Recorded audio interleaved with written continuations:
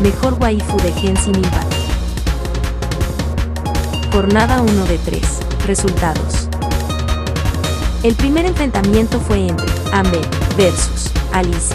Este fue un duelo muy interesante que terminó con victoria para Amber.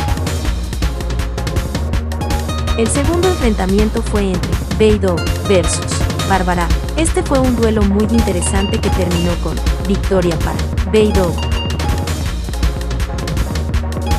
El tercer enfrentamiento fue entre Eula versus Candice. Este fue un duelo muy interesante que terminó con victoria para Eula. El cuarto enfrentamiento fue entre Furina versus Chevreuse. Este fue un duelo muy interesante que terminó con victoria para Furina. El quinto enfrentamiento fue entre Ganyu versus Doncella del Espejo. Este fue un duelo muy interesante que terminó con victoria para Ganyu. El sexto enfrentamiento fue entre Hu Tao versus Emily. Este fue un duelo muy interesante que terminó con victoria para Hu Tao. El séptimo enfrentamiento fue entre Kirara versus Fiske. Este fue un duelo muy interesante que terminó con victoria para Kirara. El octavo enfrentamiento fue entre Layla versus Yan. Este fue un duelo muy interesante que terminó con victoria para Layla. El noveno enfrentamiento fue entre Lisa versus Katerina.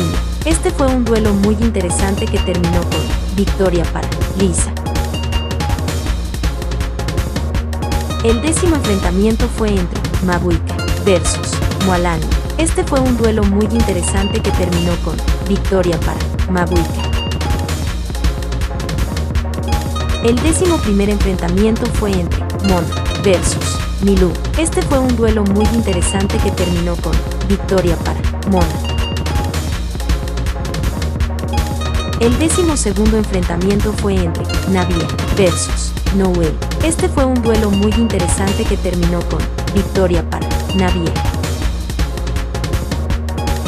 El 13º enfrentamiento fue entre Sangonomiya Kokomi versus Sucrose. Este fue un duelo muy interesante que terminó con victoria para Sangonomiya Kokomi. El 14º enfrentamiento fue entre Chenji versus Chiori. Este fue un duelo muy interesante que terminó con victoria para Chenji.